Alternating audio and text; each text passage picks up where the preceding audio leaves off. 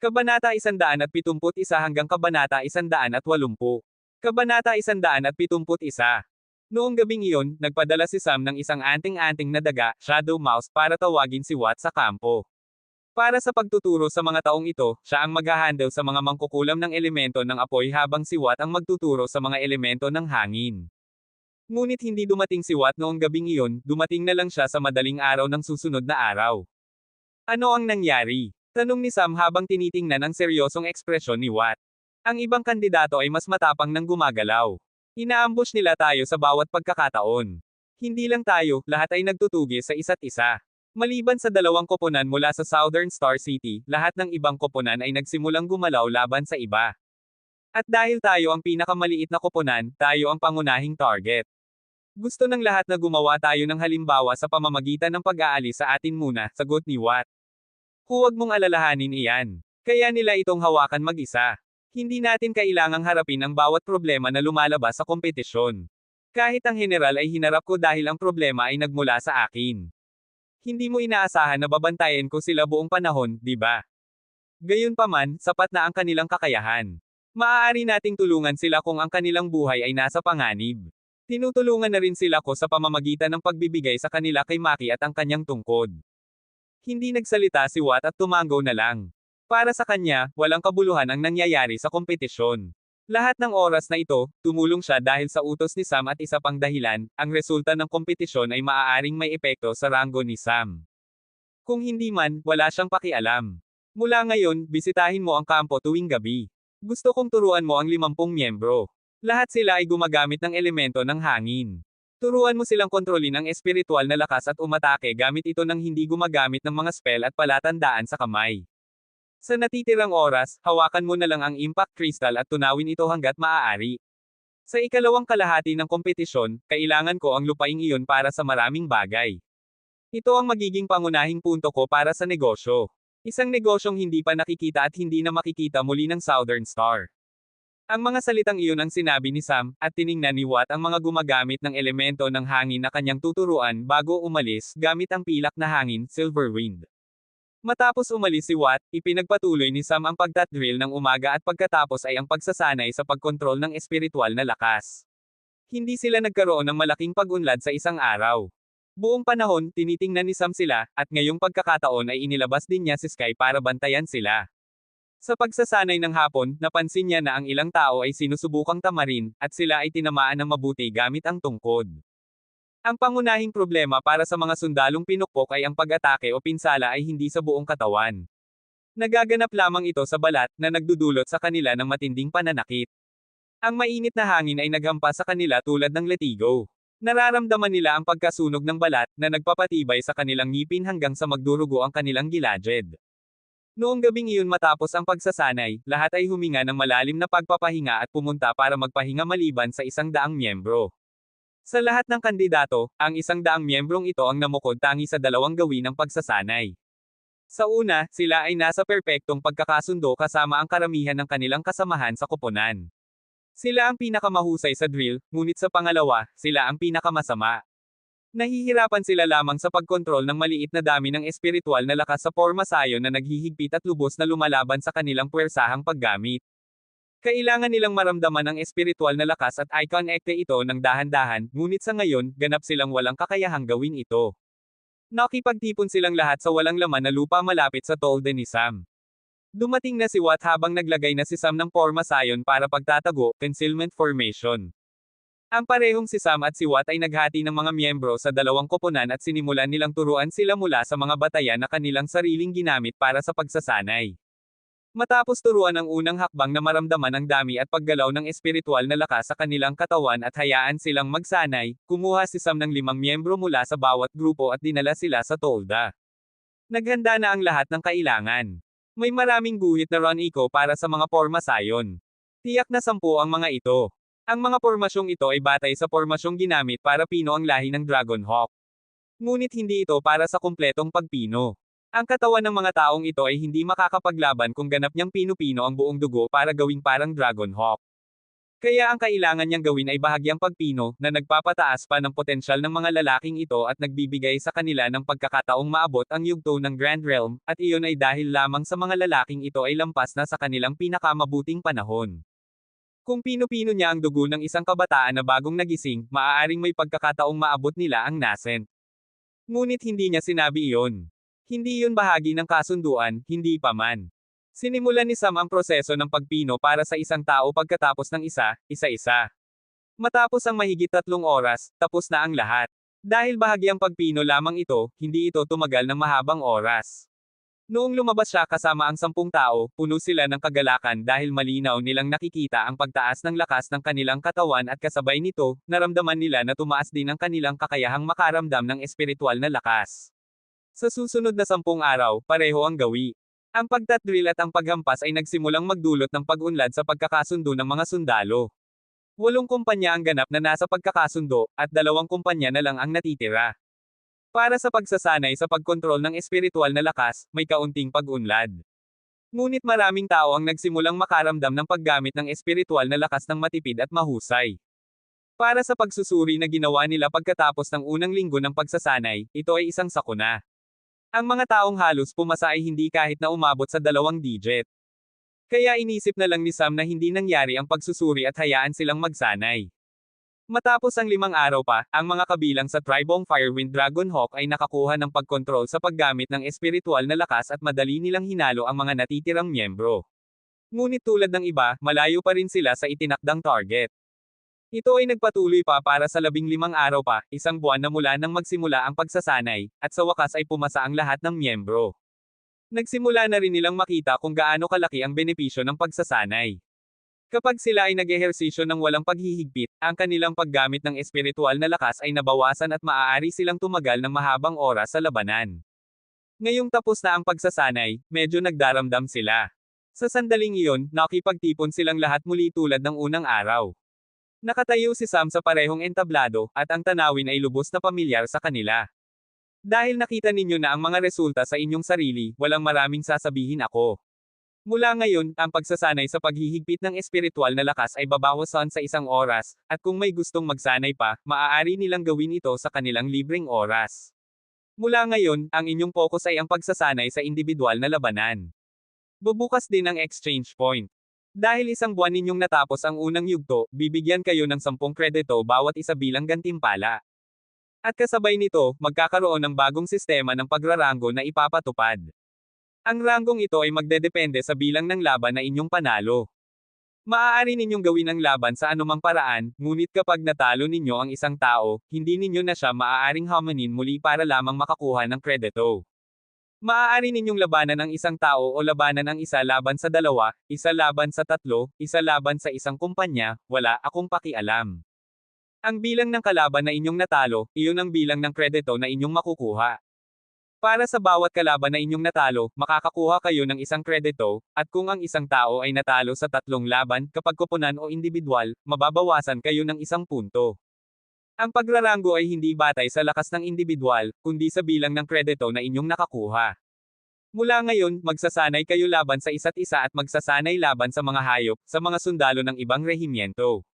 Gusto kong makipaglaban kayo sa maraming laban hanggat maaari, gusto kong sanayin ninyo ang inyong mga pamamaraan sa labanan hanggat maaari. Maaari ninyong hamanin ang sinumang tao sa base militar, kahit ang Thunderwolf Squad. Walang makakapidyo sa inyo na hamanin sila at walang makakapagtanong sa inyo para sa paliwanag. Kung may nagtutrouble sa inyo o gustong gumawa ng mga lihim na laro, sabihin nyo lang sa akin. Bibisita ako sa kanilang rehimyento at titingnan kung sino ang may lakas na gumawa nito sa inyo. Ngunit may isang kondisyon lang, huwag gamitin ang mga pinakamalakas o kritikal na galaw, ultimate o critical moves. Habang ang karamihan ay nagiging masigasig, nagulat sila. Narinig ninyo ako ng tama. Hindi ninyo gagamitin ang inyong pinakamalakas at kritikal na galaw. Gamitin ninyo lamang ang pinakasimpleng kasanayan. Sa ganitong paraan, gusto kong maranasan ninyo ang labanan at makakuha ng karanasan. Gusto kong makakuha kayo ng sapat na kamalayan sa labanan. Kaya mula ngayon at sa susunod na 15 araw, bawat isa sa inyo ay dapat manalo ng 100 laban sa mga sundalo ng ibang rehimyento. Ang unang makakapanalo ay makakakuha ng 100 kredito, ang pangalawa ay 99, at iba pa hanggang sa ang huling makakapanalo ay makakakuha lamang ng 1 kredito. Hindi ako magbibigay sa inyo ng dagdag na oras, dapat ninyong tapusin ang mga laban sa 15 araw, kung hindi, magpapatuloy na lang ako at makalimutan ninyo ang gantimpala. Sinabi ni Sam at halos umalis na, ngunit naalala niya ang isang bagay at sinabi. Tuwing ibang araw, magpapadala ako ng 100 inyo sa kagubatan tuwing umaga, kung saan bawat isa sa inyo ay dapat manghuli at patayin ang isang hayop na may parehong antas o mas mataas kaysa sa inyo.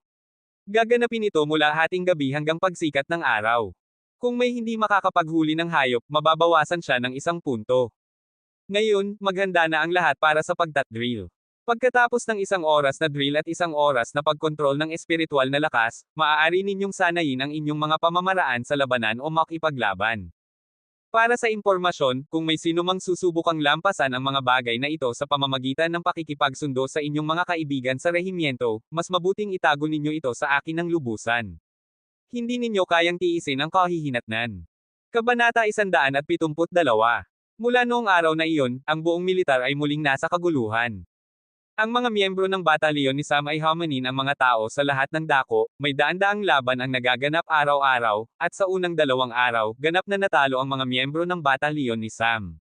Dahil hindi nila dapat gamitin ang kanilang pinakamalakas at kritikal na galaw, pinipigilan lamang sila sa pinakasimpleng paggalaw, na ginagawang napakahirap ang labanan. Ngunit mula sa 3 araw, nagsimulang magbago ang tanawin.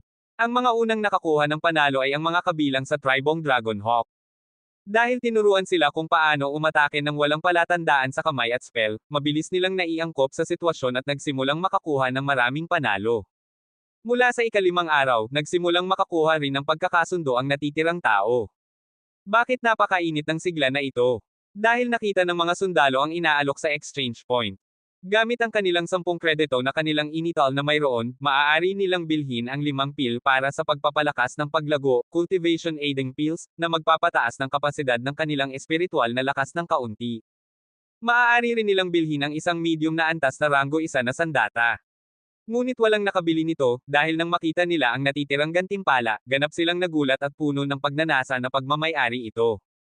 Bilang mga karaniwang sundalo, hindi nila kailanman makakapagpindot o makikita man lang ang isang rango 3 na sandata ng malapit, ngunit ngayon ay may mga rango 3 na sandata, baluti, inscribed formation disc, at defensive array. May lahat ng uri ng bagay, at marami sa mga ito ay makukuha sa pamamagitan ng 100 punto bawat isa. Ang pinakamahal na bagay ay nagkakahalaga ng 500 kredito, kung saan si Sam mismo ang gagawa ng sandata para sa kanila. Dahil napakaganda ng mga gantimpala, napakasigasig nila at ang bawat kredito ay parang kayamanan. Tumaas din ang mga laban sa loob ng kanilang batalyon, ngunit walang naglakas na gumawa ng labis sa kanilang kasamahan. Dahil alam nila na gaano man karaming laban ang kanilang labanan sa loob ng kanilang sarili, hindi nila makakakuha ng mas maraming kredito. Ang pinakamahusay na paraan ngayon ay makakuha ng kredito sa pamamagitan ng pagkapanalo sa mga laban sa mga sundalo ng ibang rehimyento, na ganap na nagaganap. Sa huli, iyon ay tanging wasto para sa limitadong oras, at ang mga laban sa kanilang kasamahan ay maaaring ipagpaliban para sa pagkatapos ng 15 araw. Bukod pa rito, dinala ni Watt ang 100 miyembro sa kagubatan tuwing ibang araw. Sa paglalakbay na ito, ang bawat sundalo ay haharapin ang isang hayop na may parehong antas o mas mataas at kailangan nilang patayin ang hayop gamit ang mga pangunahing pamamaraan. Ang mga laban na ito ay mas maraming dugo kaysa sa mga laban sa mga sundalo. Dahil ang hayop sa parehong yugto ay malinaw na may kalamangan sa isang karaniwang naglalago, cultivator, at lumalaban ng buong buhay, nakaranas sila ng isang bagay na hindi nila kailanman naramdaman. Iyon ay ang pagnanasa sa dugo, bloodlust. Tuwing sila ay pumupunta sa mga aktibidad na tulad nito, palagi nilang hinuhuli ang mga hayop sa mga koponan para ligtas. Ngunit ngayon, maaari nilang labanan ang mga ito gamit lamang ang kanilang mga kamay, at ang walang pag-iingat na paraan ng paglaban ng hayop na nagtutulak sa kanila sa hangganan ng buhay at kamatayan ay nagpaparamdam sa kanila ng pagnanasa sa dugo. Tuwing tapos na ang isang laban at tapos na ang pag-akyat ng adrenaline, mayroon silang maraming damdamin tulad ng pagkapagod, takot, at sa huli ay kagalakan. Ang hayop ay isang tropeyo para sa kanilang sarili, at maaari nilang ibigay ito sa mga tauhan sa pagluluto at magkaroon ng masasarap na pagkain hanggang sa maubos ang karne. Kaya, kapag kumakain sila ng hayop na kanilang pinatay gamit ang kanilang mga kamay sa isang labanan ng buhay at kamatayan, nagsisimula silang makaramdam ng pagiging nakahihigit. Isang damdaming hindi nila kailanman matutumbasan. Ito ay nagresulta sa pagtaas ng pagnanasa para sa labanan at dugo. At maraming tao ang nagsimulang pumunta sa kagubatan tuwing gabi at manghuli ng ganito, at kahit na maraming hayop ang kanilang hinuhuli ng sabay-sabay. Sa unang pagkakataon, ang paghuhuli ng mag-isa ay nagdala sa kanila ng kagalakan at pagmamalaki. Ang pag hindi gamit ang kanilang pinakamalakas na galaw ay lalong nagpalaki ng damdaming iyon. Mayroon silang bagong pagtitiwala sa sarili. Matapos ang unang linggo, ang ikalawang linggo ay naging bangungot para sa mga sundalo ng natitirang rehimyento. Ang batalyon ni Sam ay puno ng mga sundalo na lumilikha ng kaguluhan sa hukbo. Ang pagsasanay ay nagbago sa kanila sa ibang tao sa loob ng 40 araw. Ang pagkontrol ng espiritual na lakas ay nagpahintulot sa kanila na tumagal ng mas mahabang oras sa labanan, na isang kalamangan na, at ang mga laban sa mga hayop at ibang sundalo ng walang anumang pinakamalakas na galaw ay pilit silang gumamit ng kanilang mga pangunahing pamamaraan sa bagong paraan. Dahil sa pagtat-drill, mayroon din silang pagkakaisa at nagsimulang ibahagi ang kanilang karanasan sa labanan sa kanilang kasamahan sa kumpanya para magsulong ng sama-sama. Ngayon, ginawa nitong bangungot ang ikalawang linggo para sa mga sundalo ng ibang rehimyento dahil sila ay pinupuksa ng mga lalaking ito na parang ganap na mahinang nilalang. Ang mga sundalong ito ay pamilyar sa kanila, pagkatapos lamang ng mahigit isang buwan, naramdaman nila na matagal na nilang hindi nakikita ang mga ito. Para bang ibang tao na sila. Matapos ang 10 araw at 5 araw bago ang takdang oras, lumitaw ang unang tao na nakumpleto ang 100 panalo sa laban, at ang taong iyon ay si Marian. Oo, ang unang tao ay mula sa tribong Dragonhawk. Ang matinding pagpapabuti na ito ay nagdulot ng malakas na suntok sa natitirang sundalo. Ang alaala ng walang pag-iingat at hindi mahusay na paraan ng paglaban ni Marian ay parinsariwa sa kanilang isip, at hindi nila maikonekta ang bagong Marian na may pinakamaraming tibay sa lahat ng tao sa buong batalyon. Naging eksperto na siya sa paghihila ng laban at pagpapagod sa lakas ng kalaban bago gumawa ng galaw. Sa unang 3 araw, natalo niya ang lahat ng laban na kanyang sinali, ngunit pagkatapos noon ay patuloy na siyang nanalo at ngayon ay nanguna sa listahan. Sa oras na matapos ang 15 araw, halos lahat ng tao ay nakumpleto ang kanilang 100 panalo. Nakabuo sila ng pakiramdam ng pagtitiyaga. Ilang tao lang ang hindi nakumpleto ang target na ito, ngunit malapit na rin sila. Matapos ang 15 araw, muling nagtipon sila, at sa sandaling iyon ay naiiba ang sitwasyon kaysa sa mga nakaraang pagkakataon. Napakasigasig nila. Sa lahat ng oras na ito, pinagawa lang sila ni Sam ng kanilang pang-araw-araw na pagsasanay na katulad ng kanilang ginagawa noong nasa dating rehimyento pa sila. Ngunit bahagya itong inayos at ginawang pinakamabisang mga pagsasanay. Ang paghihigpit ng espiritual na lakas kapag sila ay nag-ehersisyo ng kanilang mga pamamaraan sa labanan ay nagpataas ng kanilang pagkontrol at kahusayan. Dati silang nanganghuli at nanganghuli rin sila ngayon, ngunit sa ganitong paraan, nararamdaman nila ang malinaw na pagpapabuti sa kanilang pakiramdam ng panganib habang sila ay nakikipaglaban sa mga hayop na talagang naglalagay ng kanilang buhay sa panganib. Maraming tao ang maraming beses na nasugatan, ang ilan ay iniligtas ni Sam mismo mula sa bingit ng kamatayan. Ngunit hindi ito nagpigil sa kanila. Naramdaman nila ang mas malaking determinasyon. Lumago ang kanilang pagtitiwala sa sarili kasama ang kanilang mga panalo, at lumago ang kanilang karanasan kasama ang kanilang mga pagkatalo. Ngayon, inaasahan nila ang susunod na yugto ng pagsasanay. Naramdaman nila na binuksan nila ang isang pinto para sa isang ganap na bagong mundo. Matagal na silang sundalo, ngunit napakababa ng kanilang pagpapabuti. Higit na mayroon silang kaunting karanasan sa labanan, ngunit iyon na lang. Walang kamatayan sa kanila kung hindi sila nasa mga koponan. Palaging mababa ang kanilang individual na lakas. Ngayon, inaasahan nila ang sasabihin ni Sam tungkol sa bagong pagsasanay. Ngayong tapos na rin ang yugtong ito, mula ngayon ay magkakaroon ng bagong gawi, tuwing umaga ay 1 oras na pagsasanay sa drill, 1 oras na pagkontrol ng espiritual na lakas, 1 oras na praktikal na labanan kung saan maaari ninyong gawin ang laban sa inyong gustong paraan, at ang natitirang oras ng araw ay magkakaroon kayo ng aralin sa labanan ng koponan. Hanggang tanghalian, ibig sabihin, pagkatapos ng 3 oras na gawi sa umaga, magkakaroon kayo ng individual na pagsasanay na kapakipakinabang sa labanan ng koponan, at pagkatapos ng pahinga sa tanghalian ay magkakaroon pa kayo ng 3 oras na pagsasanay sa koponan, squad training. Pagkatapos nito, ang natitirang oras hanggang gabi ay magkakaroon kayo ng labanan ng kumpanya, company combat. Sa susunod na 5 kalahating buwan, magdadaan kayo sa ganitong pagsasanay. Ang pagsasanay sa koponan at kumpanya ay magkakaiba batay sa inyong pag-unlad. Ang pagsasanay ay batay sa mga miyembro at ang kanilang paraan ng paglaban.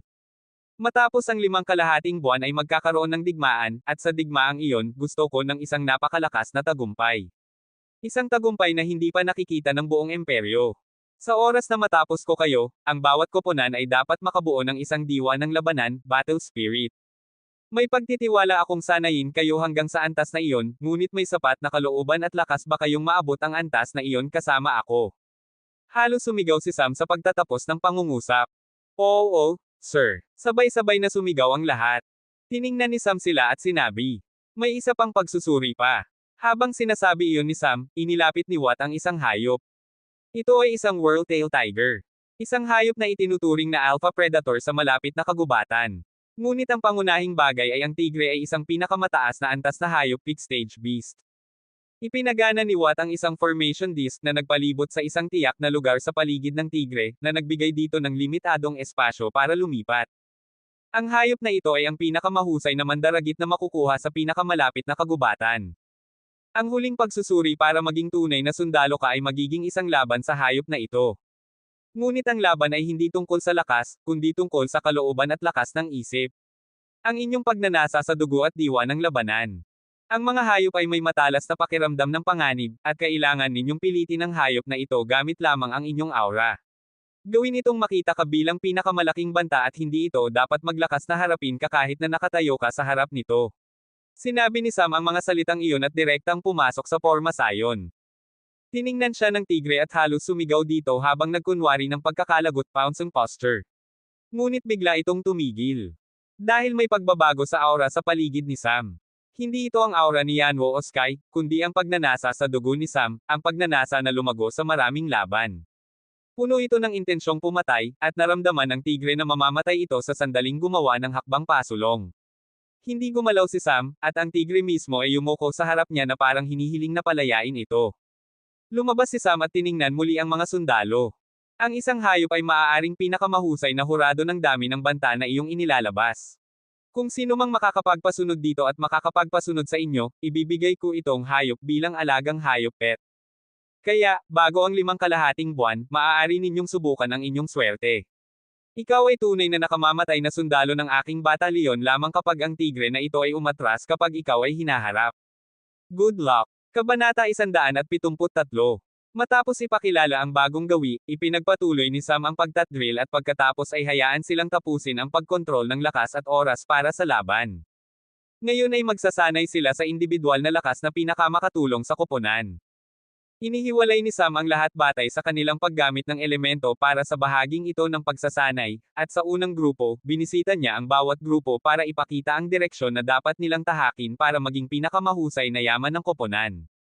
Sa perpektong koponan ni Sam na may pinakamataas na kahusayan, sa normal na sitwasyon at kapaligiran, ang elemento ng apoy at hangin, na parehong nakamamatay, maraming gamit, at magkasundo, ay mas angkop na maging pangunahing umaatake, maliban kung nasa kakaibang sitwasyon sila tulad ng malamig na lugar, basang lugar, saradong puwang, at iba pa. Sa ganitong kaso, ang elemento ng tubig at lupa ay maaaring mas mahusay na umaatake. At katulad nito, sa pangkalahatang sitwasyon, ang mga gumagamit ng elemento ng tubig na ang lakas ay angkop para sa paglipat mula sa pag-atake patungo sa pagtatanggol, ay magiging suporta para sa pangunahing umaatake sa pamamagitan ng pagbabantay sa kanila. Ang mga gumagamit ng elemento ng kahoy, na ang espesyalidad ay pangunahin sa pagkontrol ng mga halaman, puno, at iba pang uri ng flora, ay angkop na maging suporta na nakatuon sa pagkagambala sa mga kaaway. Maaari silang lumikha ng kalituhan, paghihigpit, at kaguluhan sa mga grupo ng kaaway mula sa magandang distansya, na nasa pagitan ng pangunahing umaatake at sumusuporta. Ang elemento ng lupa ay pinakaangkop para sa pagtatanggol sa normal na sitwasyon, maliban kung nasa latian sila kung saan ang mga gumagamit ng elemento ng tubig ay maaaring maging pangunahing umaatake, dahil ang lupa sa normal na sitwasyon ay masyadong matigas, at para maging aktibong umaatake, kailangan ng walang kapintasan na pagkontrol sa espiritual na lakas.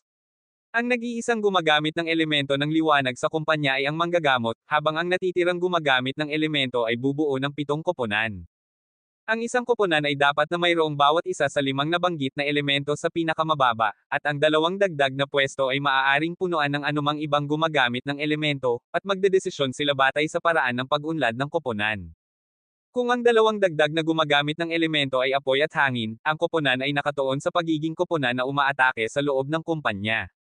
Kung ang dagdag na miyembro ay gumagamit ng elemento ng kahoy, sila ay nakatuon sa pagkontrol at pagtulong sa koponan sa pamamagitan ng pagkagambala sa mga kaaway. Kung ang dagdag na miyembro ay gumagamit ng elemento ng lupa, sila ay nakatuon sa pagtatanggol ng kumpanya. Kung ang dagdag na miyembro ay gumagamit ng elemento ng tubig, ang koponan ay maaaring maglipat mula sa pag-atake patungo sa pagtatanggol batay sa sitwasyon. Ang mga bagay na ito ay halos alam ng mga sundalo, at sinusunod din ito ng mga dating rehimyento. Ngunit ang pagpapatayo ng lahat ng tao na may parehong elemento sa isang kumpanya ay nagpapatuloy sa kanila. Ginagawa nitong ganap na nakatuon sila sa isang bagay. Ang paghahalo sa kanila at pagbuo ng koponan na nakatuon sa lahat ay bago para sa kanila. Ngunit ang mas bagong bagay ay ang paraan ng pagsasanay. Ang paraan ni Sam para sa individual na pagsasanay ay hindi nila inaasahan.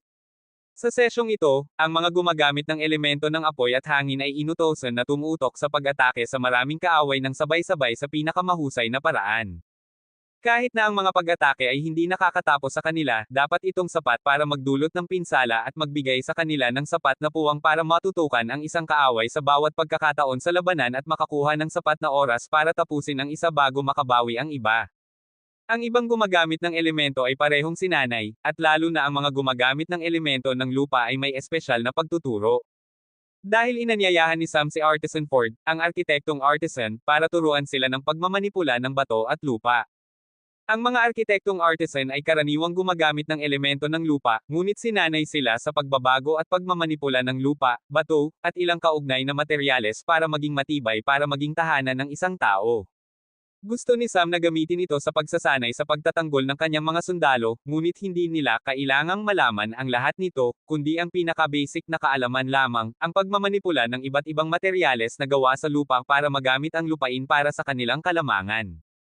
Sa paningin ni Sam, ang mga pamamaraan ng pagtatanggol ng karamihan sa mga gumagamit ng elemento ng lupa tulad ng pader na gawa sa lupa, pader na gawa sa bato, kubo na gawa sa lupa, at iba pa ay hindi mahusay. Gusto niyang gamitin ang mga pamamaraan ng artisan na ginagamit para linisin ang lupain bago magtayo o gamitin ang materyales ng lupain para gawing bahagi ng mga gusot para magtrabaho ng mahusay.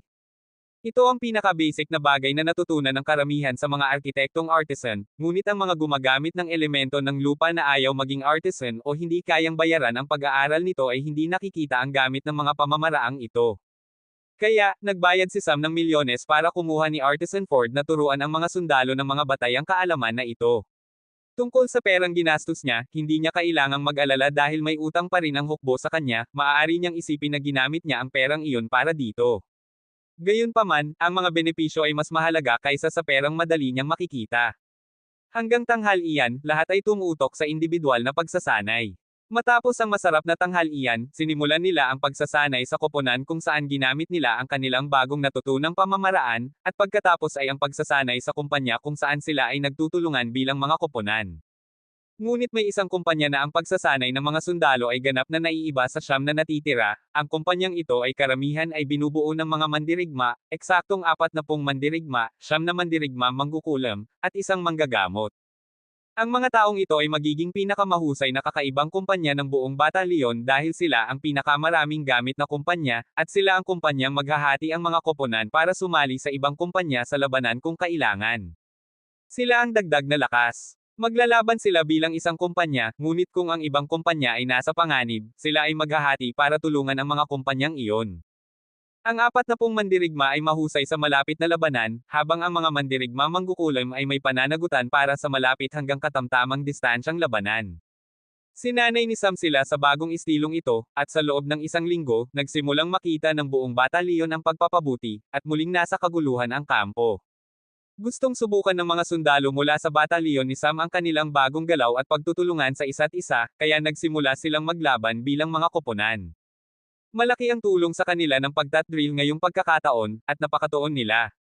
Marahil dahil sa napakalakas na presensya ni Sam at ang anting-anting na kanyang inilagay sa kanilang puso, walang naglakas na magkaroon ng mga kaisipang salungat sa kolektibong layunin ng koponan, at maayos ang kanilang pagtutulungan. Habang maganda ang sitwasyon sa militar, ang sitwasyon sa negosyo ay kabaligtaran. Ngayong araw, dumating si Watt tulad ng dati, ngunit ngayon ay may dalang mensahe. Gusto kitang makita ni Philip. Lumalala ang sitwasyon at tumataas ang mga pag-atake. Dahil hindi rin ako aktibong tumutulong, nahihirapan silang makapaglaban. Ngayon ay inaatake na rin nila ang mga tauhan. Hindi pa rin nagsasalita si Maki at nanatili lang sa ari-arian. Medyo pagod na si Jack sa kanyang isip dahil sa presyon, at hindi alam ni Philip ang gagawin, patuloy na lamang siyang humihingi ng tulong. Nang marinig ito ni Sam, labis siyang nabigo. Alam niyang sapat na ang kakayahan ni Philip para harapin ang problema, ngunit ayaw nitong ipakita ang kanyang kakayahan. Iniisip ni Sam kung ano ang kailangang mangyari para kumilos si Philip. Desisyon niyang makipagkita kay Philip para linawin ang lahat. Sa huli, hindi niya maaaring palaging tinutulungan ang lahat sa kanilang problema. Napakatalino ni Philip, at siya ang unang kaibigang tao niya sa mundong ito. Kung may problema si Philip at handang harapin ito, handang tumulong si Sam. Ngunit ang paraan ni Philip ay duwag. Takot siyang ipakita ang kanyang tunay na paglago at elemento. Siya ay mandirigma mangkukulam na may dalawang elemento, at ang kanyang paglago ngayon ay maaaring kapareho o mas mataas pa kaysa kay Sam. Ngunit ngayon ay nasa gitnang yugto pa lamang siya ng pagiging baguhan, novice level, at nagiging mangkukulam lamang siya ng elemento ng apoy. Maaaring sabihin na maingat lang siya sa kanyang mga kaaway. Ngunit paano malalaman ni Philip iyon? Gaano man kalaki at makapangyarihan ang kaaway, may hangganan ang kanilang kakayahan at oras. Kahit na alam nila kung nasaan si Philip, maliban kung magpapadala sila ng naglalago na nasa antas na nascent o mas mataas, madali nilang makakapagtakas. Sino ang nakakaalam, baka hindi na nila iniisip si Philip ngayon, at ang dalawang elemento at bilis ng paglago ni Philip ay hindi kakaiba. Sa katunayan, mas mahusay si Sam sa parehong bagay. Maraming henyo sa mundo, at maraming kabataan ang nakikilahok kasama si Philip ngayon para siya ay mapansin. Kahit si Sam ay hindi sigurado kung alam na siya ng lahat ng pinakamakapangyarihang puwersa sa imperyo dahil sa kanyang mga natitirang resulta. Ang pagiging maingat at pagiging paranoid ni Philip ay malapit ng maging katangahan. Kabanata 174. Pumunta si Sam patungo sa ari-arian, at nang pumasok siya sa mansyon, nakita niya ang malungkot na kapaligiran sa bulwagan. Si Maki, Jack, Philip, at Kelly ay tahimik na nakaupo doon. Ang lahat na apat ay napuruhan at may pinsala. Nakatayo si Watt sa likod ni Sam habang nakasandal ang kanyang mga braso. Lumakad si Sam patungo kay Maki at tanong, "May pinsala ba ang iyong mga tauhan?" Ang ilan sa kanila, nasa silid na iyon nagpapahinga. Itinuro ni Maki ang isang silid habang sinasabi ito. Lumakad si Sam patungo sa silid at sinuri ang mga pinsala. Matapos kumpirmahin na maayos sila, kumuha siya ng ilang pil at potion na bahagi ng nakuhang kayamanan mula sa Blackwater at ibinigay sa kanila para mas mabilis silang gumaling. Pagkatapos ay pumasok siya sa bulwagan. Nang handang magsalita si Philip, pinigil siya ni Sam at sinabi kay Maki, "Maaari ka bang umalis sandali? Makikipag-usap ako sa iyo mamaya." Tumango si Maki at umalis sa silid. Sandaling pagkatapos niyang pumasok sa silid sa itaas, narinig niya ang malakas na pagsabog. Sa bulwagan, sinipan ni Sam si Philip sandaling makapasok si Maki sa kanyang silid. "Sam, ano ang problema?" Sumigaw si Jack at tumakbo patungo kay Sam na lumalakad patungo kay Philip para harangan siya. Ngunit sa sandaling iyon, nakialam si Watt at pinigilan si Jack. Tiningnan ni Sam si Philip na bumagsak sa pader na may malamig na tingin. Nang tumayo si Philip, muling gumalaw si Sam at pinalayas siya muli. Hindi nagpigil si Sam, umatake siya na parang nakakita ng kanyang matinding kaaway. Matapos ang ilang pagpukpok, pagsabog, gumawa si Philip ng butas sa pader at itinapon sa likod bahay na nabuo sa pamamagitan ng paglilinis ng malaking lugar ng impact crystal. Dahan-dahan siyang tumayo habang umuubo ng dugo. Ang kanyang buong katawan ay nagsimulang masaktan. "Sam, ano ang problema mo, bakit mo inaatake si Philip?" Muli na namang sumigaw si Jack. Alam niyang mahirap lampasan si Watt, at kahit na magawa niya, sigurado siyang hindi niya mapipigilan si Sam, ngunit hindi pa rin niya mapigilan ang sarili na tanungin kung bakit niya ginagawa ito. Natatakot din si Kelly at hindi niya magawang huminga ng malalim.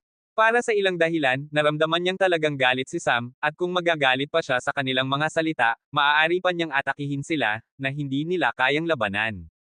"Sam, usapan na lang natin ito." Mahinang sinabi ni Philip nang sa wakas ay makatayo na siya. Sa sandaling iyon, isang gininto ang bola ng apoy ang lumipad patungo sa kanya at pinalayas siya. Hindi tumigil si Sam, patuloy niyang pinupukpok si Philip na paulit-ulit na tumatalbog sa likod bahay. Dahan-dahan, nagsimulang mawala ang lakas ni Philip na tumayo pa. Ngunit lalo lang itong nagpagalit kay Sam. Kinuha niya ang Reaper, kanyang espada. Ang kanyang aura ay nagsimulang sumabog habang lumalakad siyang galit na patungo kay Philip. Ganap na nabigo siya kay Philip. Ang lalaking ito ay ganap na duwag. Ano ang ginagawa niyang takot? Takot siyang ipakita ang kanyang dalawang elemento. Naramdaman ni Sam na ipapakita ni Philip ang kanyang tunay na kulay sa huli, ngunit ngayon ay nawala na siya ng pasensya. Sa huli, ang mga kompetisyon ay lumalala at nangangailangan ng mas maraming pagsisikap. Kahit na madali ang mga gawain, kailangan nito ng maraming oras at pagsisikap para tapusin. Hindi niya maaaring palaging nandyan para sa koponan at patuloy na silang sinusuportahan. Si Hawk, Kelly, at Drew ay may limitadong kakayahan at hindi makakaligtas sa susunod na yugto ng kompetisyon ng Dukedom, at malaki ang pagkakataon na sila ay matatanggal. Si Jack ay halos lamang nakakapasa. Ang kanyang tanging lakas ay ang labanan, at binibigyan niya ito ng buong lakas. Ngunit si Philip, ang lalaking ito ay matalino, kalmado, at may talino, ngunit ayaw niyang ipakita ang kanyang tunay na kakayahan at patuloy na nagduduwag. At paano napagpasyahan ni Sam ito nang hindi alam ang sitwasyon? Dahil mula sa kanyang nakikita, kung ang mga kaaway o ang mga taong iniiwasan ni Philip ay talagang determinadong hanapin siya at hindi tumigil sa paghahanap, malaki ang pagkakataon na nahuli na siya ngayon. Nasa Dukedom na sila, at ang mga kaaway, kung may sapat na pinagmulan at karanasan, ay makakapagtukoy kay Philip kung talagang determinadong hanapin siya, dahil hindi sila tanga para maghintay hanggang sa ilabas ni Philip ang kanyang lakas. Kahit na makapag-isip si Philip na itago ang kanyang elemento para itago ang sarili, makakapag-isip din sila nito, at kung talagang determinado sila, dahil sa pansin na dala ng kompetisyon kay Philip kahit gaano man siya kadidaw, low profile, matutukoy siya.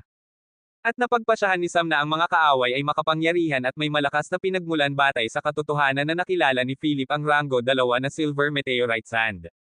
Ang mga ordinaryong tao ay hindi makakakuha nito, at maaari niyang sabihin na kahit ang emperador ay may limitadong halaga nito kung meron man. Ngunit nakilala ni Philip ito ng isang sulyap lamang, ipinapakita nito na mas may kaalaman siya, at ang kaalamang iyon ay hindi madaling makuha maliban kung ang mga taong iyon ay may access sa sapat na meteorite sand para turuan ang isang kabataan na makilala ito. Mula sa pagkakaunawa ni Sam, si Philip ay nagiging paranoid at pinabababa ang sarili. Maraming tao ang maaaring mag-isip na naghihintay si Philip ng tamang oras para ilabas ang kanyang lakas, ngunit iyon ay walang katotohanan. Ang taong patuloy na umiiwas sa problema ay makakakuha ng gawin na umiwas kahit na naharap na ito. Hindi niya gustong maging duwag si Philip. Dahan-dahan na lumapit si Sam kay Philip at tiningnan siya na may malamig na tingin na puno ng galit. Inikali niya ang Reaper, na gumawa ng mababaw na hiwa sa kamay ni Philip na nagpahirap sa kanya. Yumuko siya at bulong. Baka isipin mo na iiwan kita matapos ang ilang pagpukpok, ngunit ito ang huling pagkakataon mo, Philip. Kung patuloy mong itatago ang sarili mo, walang pangangailangan na itago pa sa hinaharap.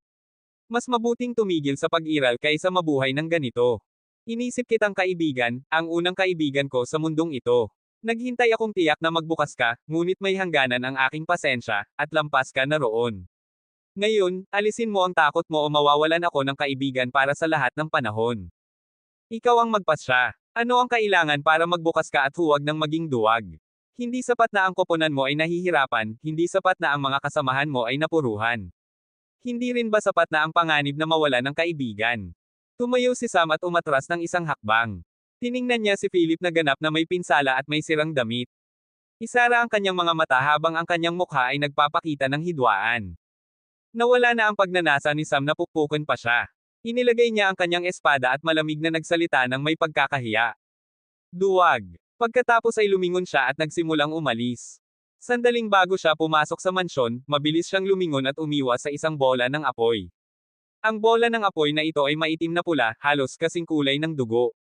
Lumingon siya kasama ang iba habang pinagmamasdan nila si Philip, na gulo ang hitsura, na nakatayo na ang dalawang kamay ay nagliliwanag na may mga apoy na kasing kulay ng dugo sa dulo.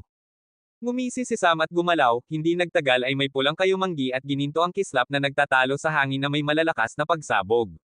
Matapos ang 2 minuto, tumigil si Sam at tiningnan ang kanyang Amerikana na may mga labi ng natunaw na metal. Tiningnan niya si Philip at muling gumalaw. Sandaling bago sila magtatalo, nahimete si Philip sa lugar. Sa huli, ang pagpukpok na ibinigay sa kanya ni Sam ay hindi walang kabuluhan. Seryoso siyang nagtuturo ng aral. Inakay ni Sam siya at maingat na dinala sa loob ng mansyon. Sinimulan niyang gamutin siya, at matapos tiyakin na gumaling na ang mga pinsala, iniiwan niya siyang matulog at lumabas. Tiningnan niya si Jack at sinabi, "Mahigpit para sa iyo na harapin ang mga pag-atake mag-isa, ngunit mula bukas ay hindi mo na kailangang dalhin ang pasanin mag-isa.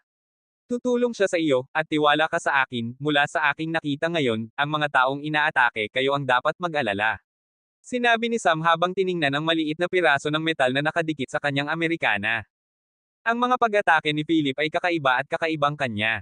Ginamit niya ang elemento ng metal at apoy ng sama-sama para lumikha ng natunaw na metal sa punto ng pagtama kapag siya ay sumuntok at sumipa. Kung hindi dahil sa katigasan ng meteorite sand at ang kadalisayan at pagtitipon ng espiritual na lakas ni Sam, maaaring nakagawa si Philip ng malaking pinsala. Gayunpaman, nasiyahan si Sam na naabot ang kanyang layunin. Mula sa kanyang pagkakaalam kay Philip, balewalain lang ng lalaki ang paksa kung hinihikayat siyang umupo at makipag-usap, at walang sapat na pasensya at katalinuhan si Sam para harapin ang isang lalaking kasing talino ni Philip. Kaya, binigyan niya lang ito ng pagpukpok para pumasok ang kanyang mga salita sa matitinding ulo nito. Sa ganitong paraan, mas madaling nalutas ang mga bagay. Ang huling pagtatalo ay isang uri ng kasunduan. Unti-unting magbukas si Philip at hindi natatakas, at si Sam na may pananagutan dito ay tutulong sa kanya kung may problema mang lumitaw. Okay lang kay Sam iyon. Sumang-ayon siyang hamani ng isang organisasyong kasing laki ng Blackwater para sa ilang metal, para sa kaibigan, handa niyang tulungan itong hamani ng mundo kung kailangan. Kung hindi, para saan pa ang mga kaibigan? Kabanata 175. Matapos ang ilang oras, umalis si Sam kasama si Watt at bumalik sa kampo. Gumising lamang si Philip noong gabi, ganito kalaki ang pinsalang ginawa ni Sam. Nang tumayo siya, tiningnan niya ang kanyang katawan na kalahating hubad. Maraming peklat ang iniiwan ni Sam, mga paalala para tandaan ni Philip ang araw na ito at huwag nang itago ang sarili. Lumapit si Jack at Kelly para makipag-usap, ngunit hindi sumagot si Philip at tahimik na nakaupo sa kama nang hindi gumagalaw. Tiningnan niya ang labas ng bintana kung saan malawak ang pagkalat ng impact crystal. Doon, si Watt ay nagpapatakbo ng bagong makinaryang ginawa ni Sam para tunawin ang malaking lugar. Hindi niya inobserbahan ang anumang bagay, tiningnan lamang niya habang kinakaharap ang kanyang panloob na hidwaan. May nakaraan siyang lubos na nagbabantay sa kanya. Buong panahon, itinago niya ang kanyang tunay na sarili sa likod ng maskara ng isang makulit at palaboy na binatang mahilig tumawa sa kanyang mga kaibigan. Ang lahat ng mapanirang komento, nakakainis na biro, lahat ay maskara para itago ang sarili. Sa totoo lang, hindi siya ang sobrang palakaibigang tao, tanging kay Sam lang siya ganito. Para sa iba, magiging palakaibigan at magalang lamang siya, dahil gusto niyang tretuhin ang mga tao ng paraang gusto niyang tretuhin siya. Isang napakabihirang katangian sa mundo na pinamumunuan ng lakas kaysa sa batas. Sobrang palakaibigan siya kay Sam dahil naramdaman niyang may sariling kwento rin ito. Ang paraan ni Sam na tumugon ng tawagin siyang bastard ay nakaimpluwensya sa kanya. Dahil may panahon na gustong niyang tumugon ng ganoon, gustong niyang lumaban at harapin ang bawat kawalang katarungan na kanyang naranasan, ngunit ang takot na mamatay ay nanag sa kanyang pagnanasa na makakuha ng katarungan. Mula noong panahong iyon, tumakas siya at tumago sa Starwood City. Nagsimula siyang magsanay ng husto ng magising ang kanyang kakayahan. Gusto niyang maging malakas at kunin ang lahat ng nararapat sa kanya, ngunit ang problema ay takot siyang gawin ito. Subconsciously, hindi niya nagawang labanan sila. Ngunit hindi niya matanggap ang sarili niyang ganito, kaya gumawa siya ng maskara, isang kahabag-habag na dahilan para itago ang katotohanan. Harapin ko sila kapag malakas na ako, at hanggang hindi pa ako ganon, hindi ko ipapakita ang sarili ko.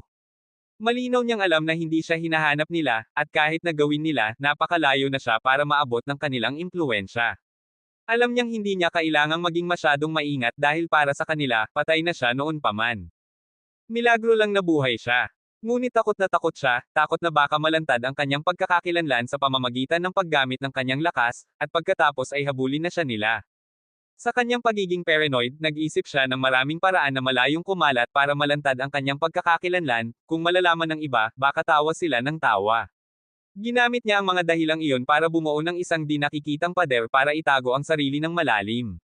Gusto niyang maging tulad ni Sam na hindi kailanman tumakas sa anumang bagay.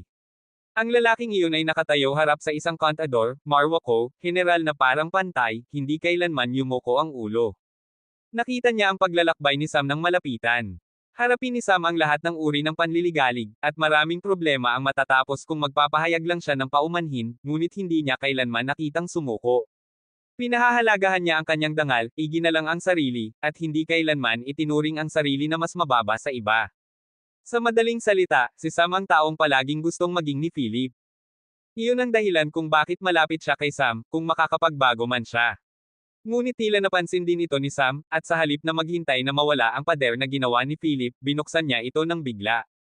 Binigyan niya lang ito ng pagpukpok para mapagtanto kung gaano siya katanga. Nakatanggap din siya ng ibang mensahe, kung gusto mong maging isang bagay, kailangan mong simulan na maging iyon at huwag maghintay na magbago sa pamamagitan ng milagro. Tinatawag silang milagro dahil hindi sila madaling mangyari, at ang taong umaasa sa gayong kaganapan ay walang iba kundi isang tanga. Ngayon, ginising na ni Sam ang tanggang iyon. Umiling si Philip at huminga ng malalim. Lumabas siya at kumain ng kaunti bago bumalik sa kanyang silid. Kasalukuyang araw, tinawag niya si Maki, Kelly, at Jack. Bubuksan natin muli ang restoran. Maghanda na kayo. Ang kanyang boses ay puno ng kumpiyansyang hindi pa kailanman naramdaman. Nagbago ang kanyang ugali at disposisyon, parang bagong tao na siya. Tumango ang iba at naghanda. Pumunta sila sa restoran at binuksan ito para sa negosyo. Ang kanilang pagkain ay medyo sikat at maraming tao ang alam na napakasarap nito, ngunit hindi marami ang customer dahil alam nilang may darating na maggagawa ng gulo. Kaya, karamihan sa mga pumupunta doon ay mga walang hiya na gustong makakuha ng libreng pagkain. Kakainin nila ito ng dahan-dahan, at kapag nagsimula na ang gulo, aalis sila sa gitna ng kaguluhan. Ngayong araw, ganito rin ang ginawa nila. Matapos ang mahigit 2 oras, dumating ang mga manggagawa ng gulo. Nag-order sila ng ilang pagkain, at matapos kumain ng kaunti, nagsimulang mag-alalahanin na hindi masarap ang pagkain, hindi tunay ang karne, at iba pa. At kapag sinubukan ng waiter na kalmado sila, magsisimula na silang magtapon ng mga bagay.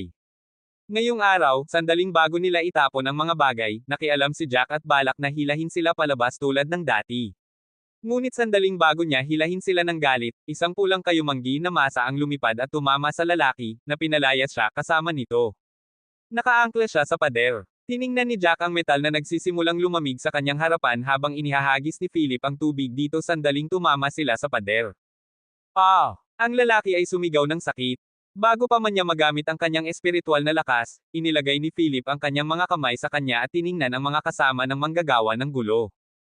Iniisip niya kung paano haharapin ito. Bibigyan ba sila ng babala? Makikipag-usap ba para huwag na silang bumalik? Bibigyan ba sila ng pagpukpok? Ito ang mga unang bagay na pumasok sa kanyang isip. Ngunit ang mga kaisipang iyon ay para sa lumang Philip na ayaw niyang maging. Huminga siya ng malalim at iniisip kung paano haharapin ito ni Sam. Nakakuha siya ng sagot sa loob ng 1 segundo. Dapat niyang turuan sila ng aral para hindi na sila gumawa ng gulo pa. Inilagay ni Philip ang kanyang kamay sa tiyan ng manggagawa ng gulo at malamig na sinabi. Mas mabuting makinig ka ng mabuti. Hindi ko ito uulitin pa. Habang sinasabi ito, nagsimulang lumabas ang natunaw na metal mula sa kanyang braso, at nagsimulang sumigaw ang manggagawa ng gulo.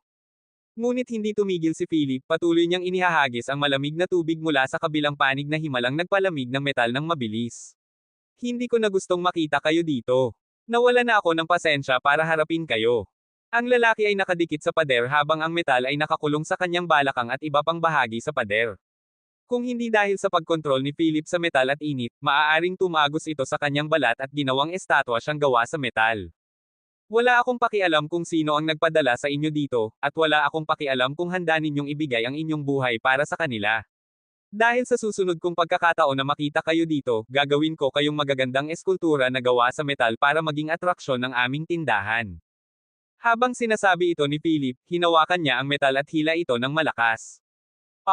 Ang balat sa ibabang katawan ng lalaki ay natanggal.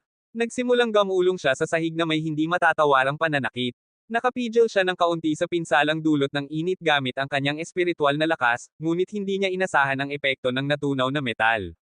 Nakikita ng mga tao sa paligid ang mga hibla ng kalamnan sa lugar kung saan natanggal ang balat. Hindi ko alam kung sa tingin ninyo ay sulit ang sakit na ito. Ngunit sa susunod ninyong pagbabalik dito, handa ninyong harapin ang kamatayan. Habang sinasabi ni Philip ang mga salitang iyon, ang mga kasama ng manggagawa ng gulo ay kinakabahan na lumapit sa kanya, inakay ang kanilang pinuno, at tumakas palabas ng restoran. Hindi nila inasahang haharapin nila ang ganitong bagay. Buong mga araw na ito, pumupunta sila dito at gumagawa ng gulo, nakatanggap sila ng pagpukpok noon, ngunit mga mababaw na pinsala lamang iyon. Kaya, hindi nila inasahang ganito kalaki ang reaksyon ngayon. Ang karanasang iyon ay halos magpahihi sa kanila ng pantalon. Ang pagkawala ng balat sa ibabang katawan. Sandaling dumampi ang maliit na hangin sa lugar bago pa man ito gumaling, nararamdaman niya ang pananakit na mas masakit kaysa sa matinding sakit. Kabanata 176. Kasalukuyang araw, inihayag ni Watt ang buong sitwasyon kay Sam. Tumango si Sam ng nasiyahan, tila ang pagpukpok sa mga tao ay magandang paraan para magising sila sa katotohanan. Pagkatapos ay tiningnan niya ang mga sundalo na masigasig na nagtatrabaho, at matapos ang ilang pag-iisip, umiling siya para tanggihan ang sarili niyang teorya. Ngayon, magtatakbo ng maayos ang negosyo. Kahit na average lang si Kelly sa labanan, si Jack at Philip ay pambihirang mga tao at makakapagbigay proteksyon sa kanya at sa iba pang tauhan. Maaari nilang harapin ang natitirang kandidato kung tatalunan nila ulit. Ngayon, maaari ng ganap na mabayaran ang kanilang mga paunang pagkatalo, at may pagkakataon na makakuha ng tubo. Ngunit ang pangunahing bagay ay ang merkado ay puno na ng mga negosyo mula sa ibang koponan. Hinati na nila ang mga pagkakataon sa iba't ibang negosyo, kabilang ang industriya ng pagkain. Kung gusto ni Philip at ng iba na pumasok sa merkado at makakuha ng bahagi, kailangan nilang gumawa ng malalaking hakbang at lumikha ng kamangha-manghang balita tungkol sa kanila sa lungsod para makagawa ng sapat na epekto para makapasok sa merkado. Pag-isipan ng malalaking balita, ngayong maagang umaga, nakatanggap si Sam ng malaking balita mula sa kanyang mga kasamang hayop, ang isang babaeng Shadow Mouse ay buntis. Mula noong dumating sila sa Southern Star City, hindi gaanong nagamit ni Sam ang mga Shadow Mouse, at tila sinamantala nila ang panahong ito para maging abala. Nakatanggap si Sam ng balitang ito sa unang pagkakataon sa umaga mula sa 4 na batang Shadow Mouse na pawang binata kumpara sa natitirang 6. Hindi nila nagawang sabihin kay Sam ang tungkol dito dahil takot silang magalit siya sa kanila dahil hindi nila hiningi ang kanyang pahintulot. Ngunit ang 4 na bata ay matapang at determinadong gawin ang gawain at inihayag ang balita kay Sam. Kung hindi dahil sa pagdating ni Watt ng maaga at pagkagambala sa kanilang pagpupulong, nakita na sana ni Sam ang mga Shadow Mouse. Matapos palayasin si Watt, pumasok si Sam sa Divine Dimension at lumakad patungo sa Dark Element Zone kung saan nakatira ang mga Shadow Mouse. Nang makarating doon, nakita niya ang 10 Shadow Mouse na tahimik na nakatayo doon. Ang 2 Shadow Mouse na mag-asawa at kasalukuyang naghihintay ng sanggol ay nakatayo ng nakayuko. Natuwa si Sam sa kanilang nakakahiya at takot na ekspresyon. Alam niyang takot sila sa kanya, ngunit hindi niya alam kung hanggang saan.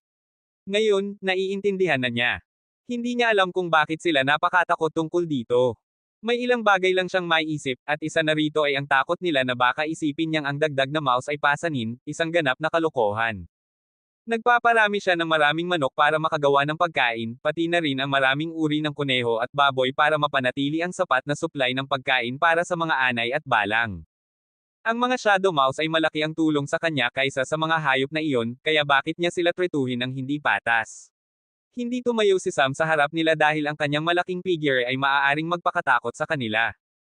Kaya, umupo siya ng naka-cross-legged sa harap nila at tiningnan ang mag-asawang mouse na hindi nagawang tignan ang kanyang mga mata. Natawa siya sa kanilang reaksyon at dahan-daang inilagay ang kanyang mga kamay sa kanilang mga ulo para hawakan. Huwag kayong maging masyadong nerbyoso. Masaya akong may bagong buhay na darating sa mundong ito. Nang marinig nila ang mga salita ni Sam, nagulat sila. Pagkatapos ay tiningnan ni Sam ang lalaking mouse at sinabi, "Sa huli, magiging magulang na kayo, kaya dapat ninyong panagutan ang inyong responsibilidad. Itigil ninyo ang pagiging bata at pagkakaribal ng pagkain. Sa palagay ninyo ba ay makakapagtatago kayo sa akin?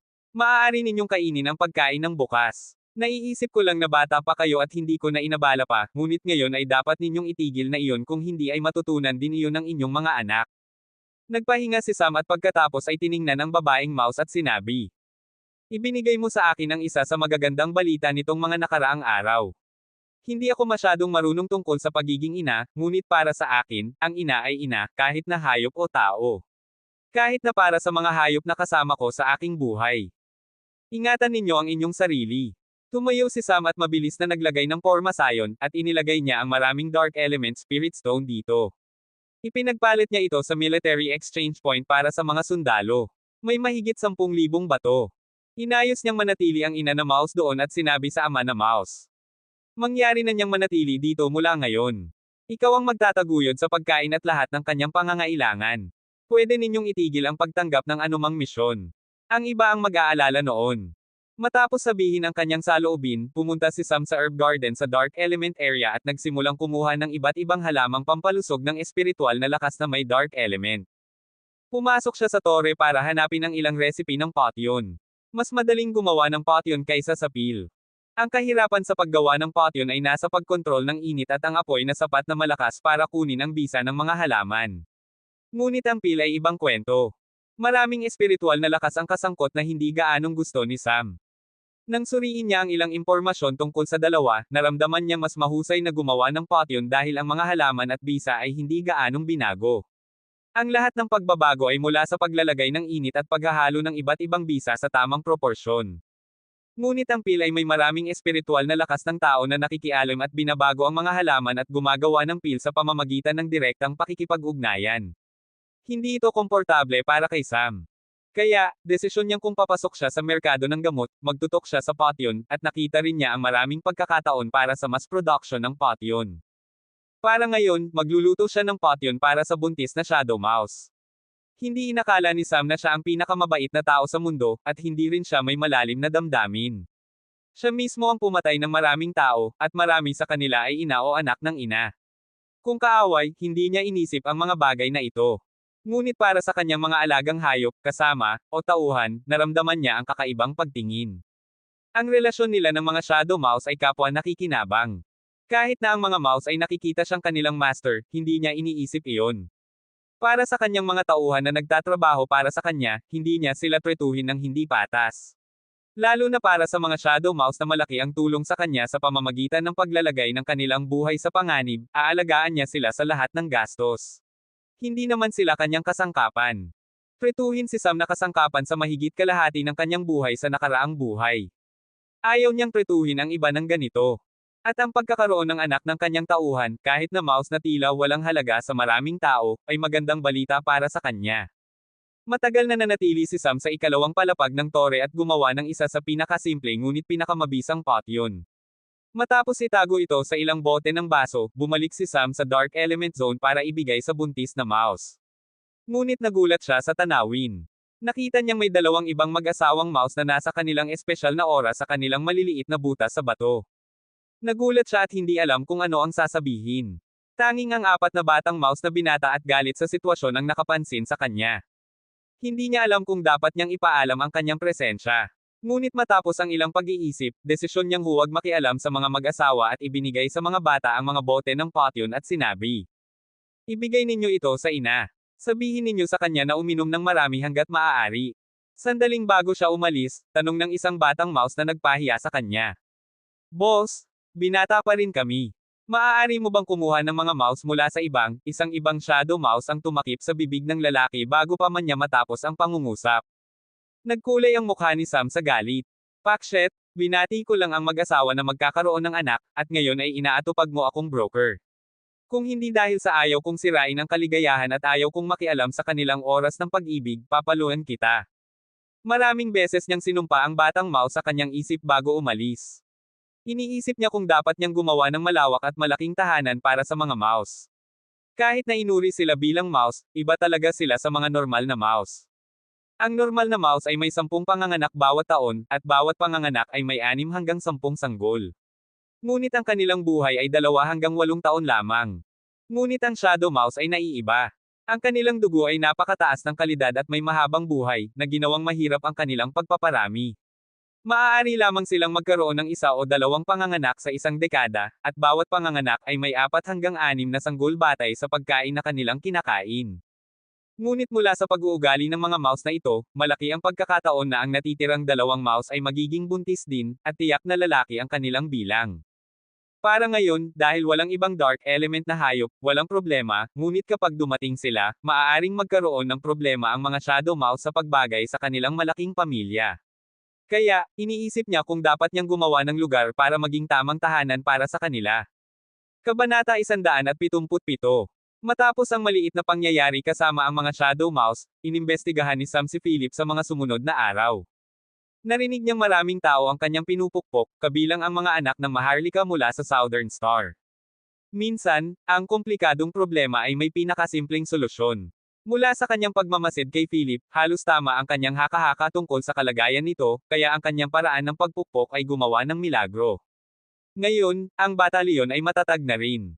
Ang pagsasanay sa koponan at kumpanya ay nagtatakbo ng maayos, at kahit na hindi na si Sam ang nagmamasid, hindi nagpabeya ang mga sundalo.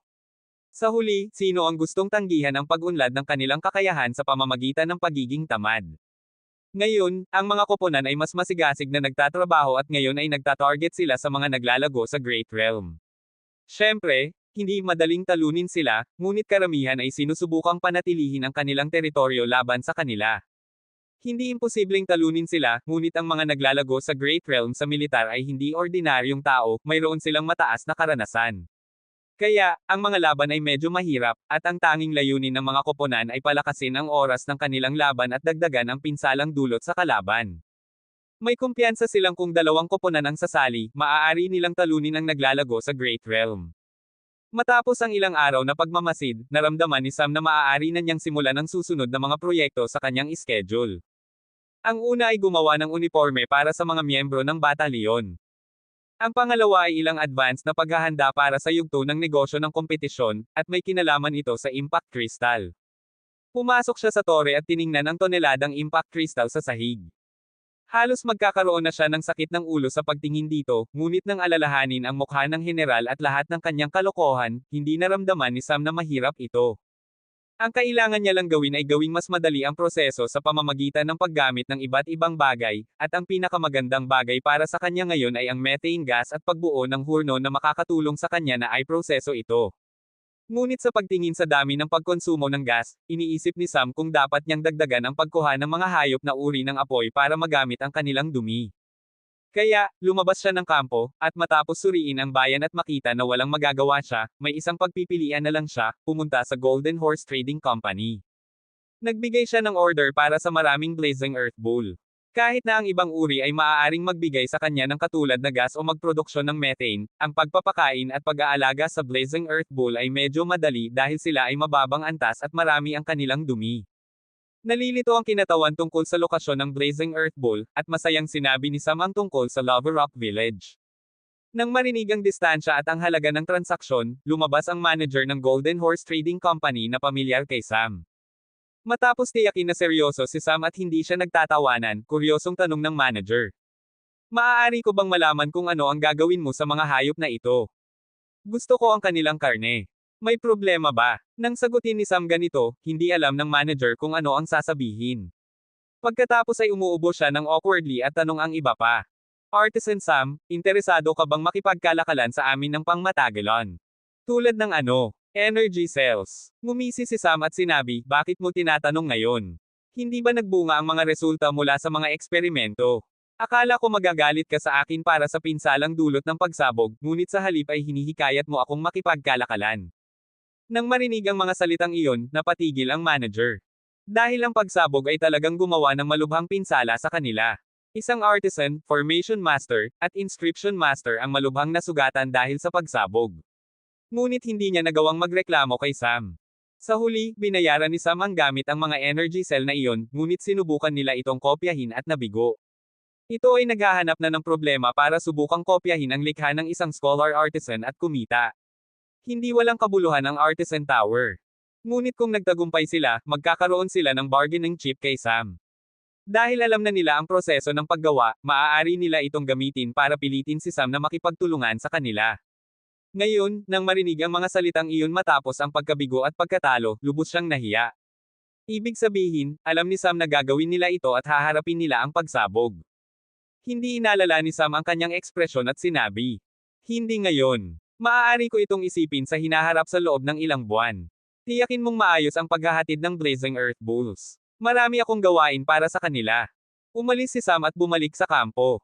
Para sa ilang dahilan, may mga kaisipan siyang magsagawa ng mga eksperimento sa methane. Ngunit ang eksperimento na iyon ay tungkol sa posibilidad na palakasin ang antas nito. Pumasok si Sam sa tore sandaling makarating siya sa kampo at nagsimulang maghanda. Gumawa siya ng 3 maliliit na hukay, ang una ay normal na hukay ng walang pagbabago, gumawa siya ng pinto na gawa sa metal para isara ito at ibomba ang methane dito. Ang pangalawang hukay ay pareho rin, ngunit ngayon ay gumawa siya ng ilang forma sayon at inilagay ang ilang fire element spirit stone.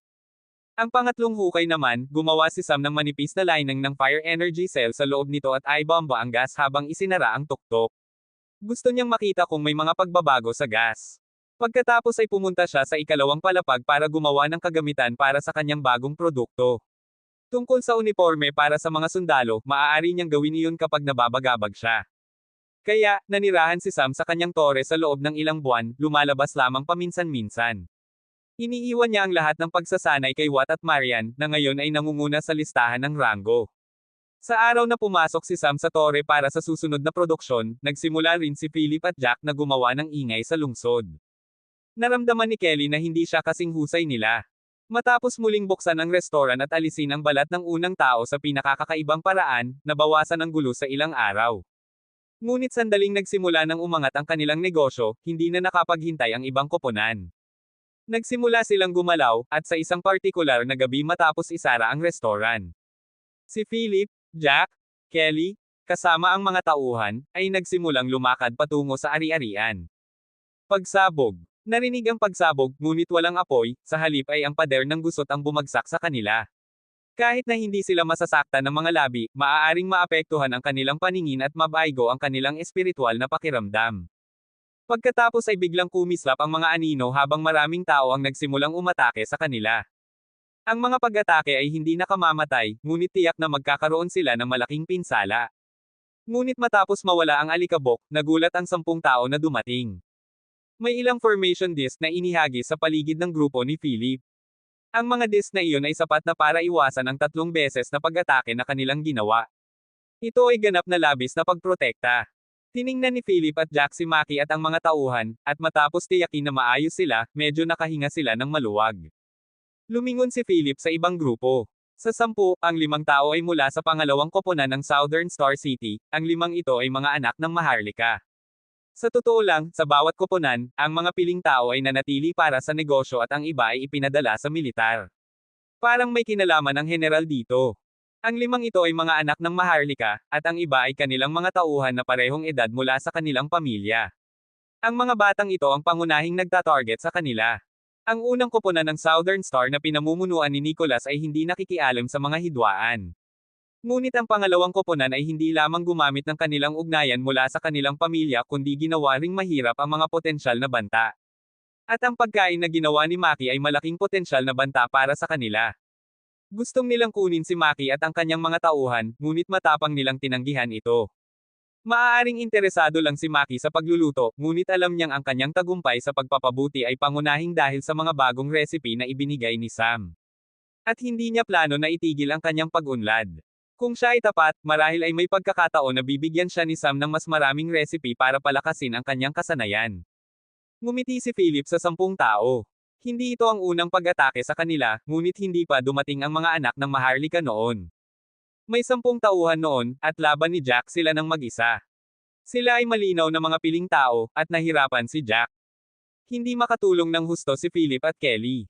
Kaya, matapos silang mapuruhan at mahigit kalahati ng kalaban ay nasugatan mula sa pagpukpok ni Jack, umalis sila. Ngunit matapos ang matinding babala ni Philip, nagpa siya ang mga anak ng Maharlika na harapin siya mismo. Alam mo ba, isang lalaki ang pumatay sa akin ilang araw na ang nakalipas, at hindi ako binigyan ng pagkakataon na makaganti. Ngayong narito na kayo, may pagkakataon akong maglabas ng galit. Sinabi ni Philip na may kanyang kilalang nakakatuwang ngiti. Kabanata 178. Tiningnan ni Philip sila na may kanyang nakakatuwang ngiti. Bagamat natuto siyang magbukas ng sarili, hindi ito nagbago sa katotohanan na gusto niyang makita ang mundo na nasusunog, lamang na sa halip na panoorin ang iba na sunugin ito, desisyon niyang gawin ito mismo. Sabay na gumalaw si Jack at Philip. Ang natitirang tauhan ay nasa loob ng pormasayon habang si Kelly ay kasama nila bilang bantay. Kahit na ang mga tauhang ito ay mga naglalagurin, hindi sila angkop o bihasa sa labanan. Alam nila lamang kung paano gamitin ang kanilang paglago para magluto. Sa madaling salita, walang silbi sila sa sitwasyong ito.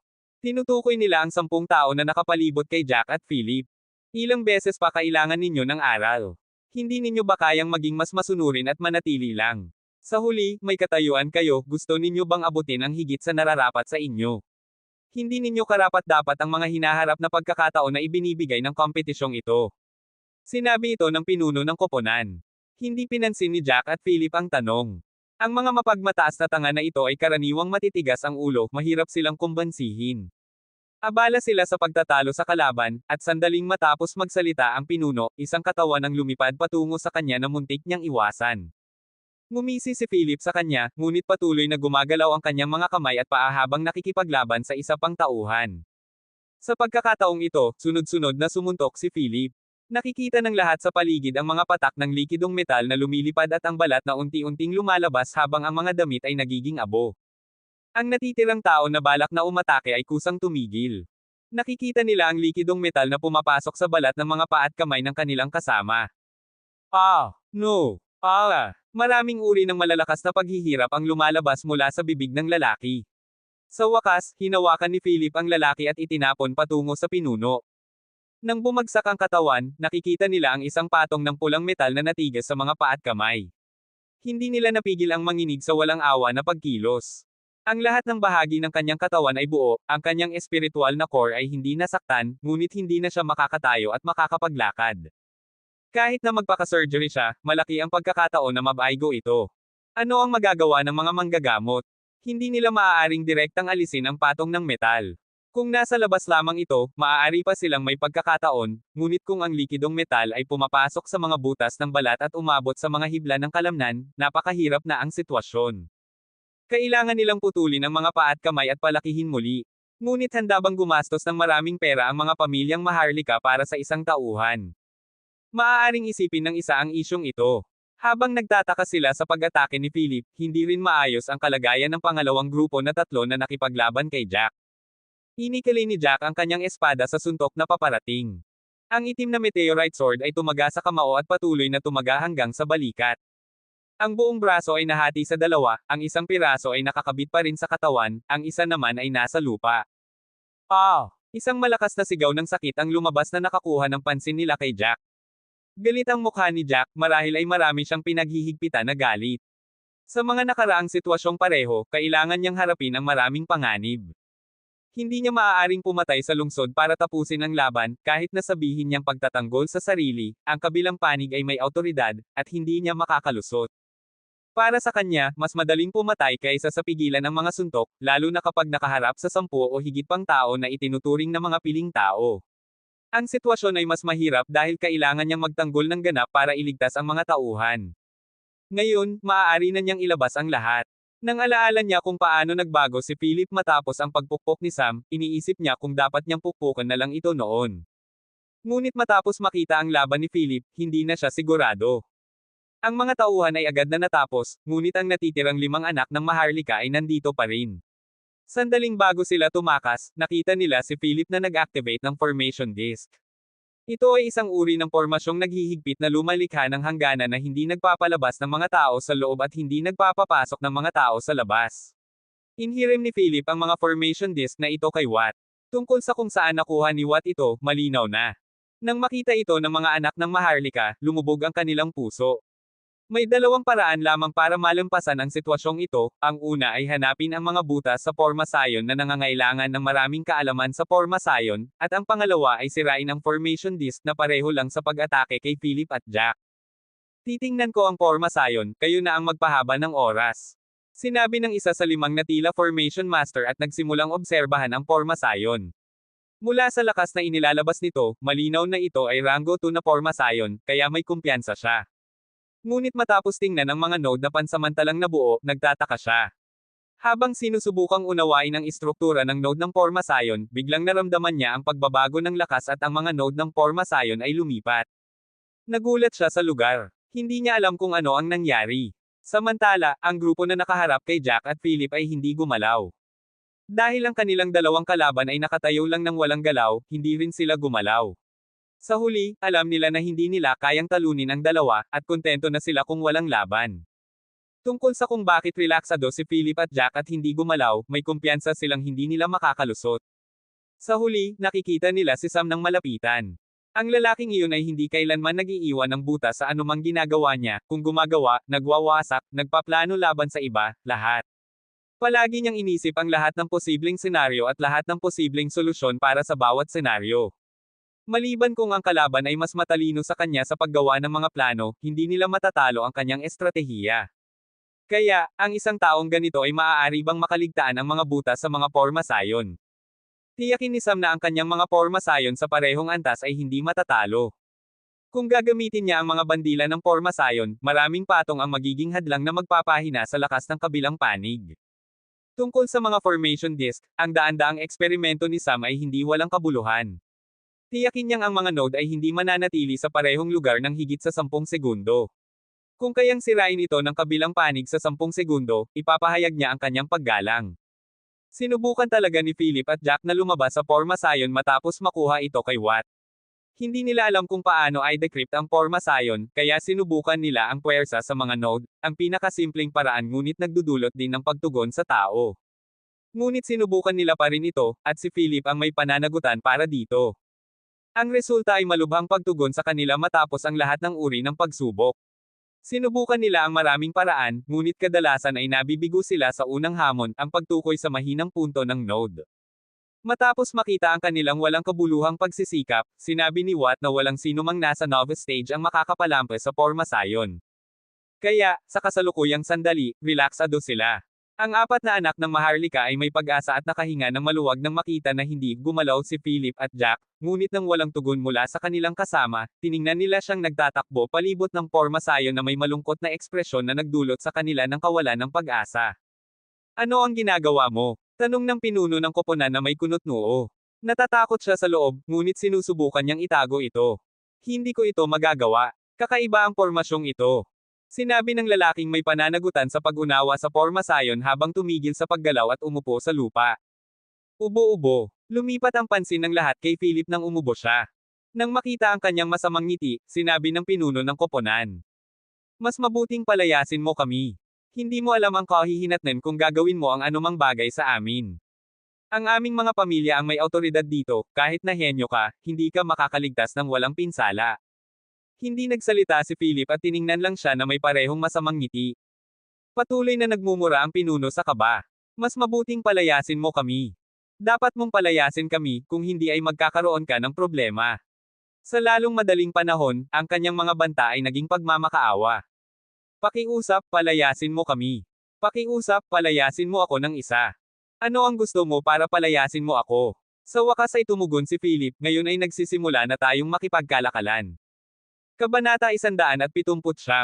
Sa wakas ay nakakuha si Philip ng mga salitang gusto niya. Mula sa kanilang walang awa na pagpapakita, tiyak na ayaw ng mga anak ng Maharlika na makipaglaban sa kanila. Ang mga batang ito ay pinalaki ng may kaiganhawahan, paano nila haharapin ang walang awa na kalikasan ng labanan. Kaya, ginamit ni Philip ang pananakot na ito para pilitin silang ibigay ang kanyang gusto at hinikayat din silang mag-alok nito. Inilagay ni Philip ang kanyang kamay sa kanyang baba at bahagyang inikot ang kanyang ulo habang tinitingnan ang mga mata ng pinuno ng koponan. Narinig ko na ikaw ay nasa negosyo ng restoran at may pinakamagandang lokasyon sa inner zone. Tingnan mo, ang aming restoran ay nasa labas at walang maraming pagkakataon na makita, paano kung ipalitin natin ito? Nagulat ang 5 anak ng Maharlika saglit bago sabay na sumigaw. Hindi. Tila inaakala ninyong kahilingan ko lang ito. Agad na napalibutan ang natitirang kamay ni Philip ng pulang kayumanggi na apoy. Agad na umatras ang mga anak ng Maharlika.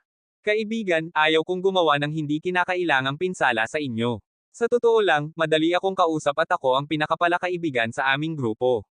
Parang pinakamabait na tao ever.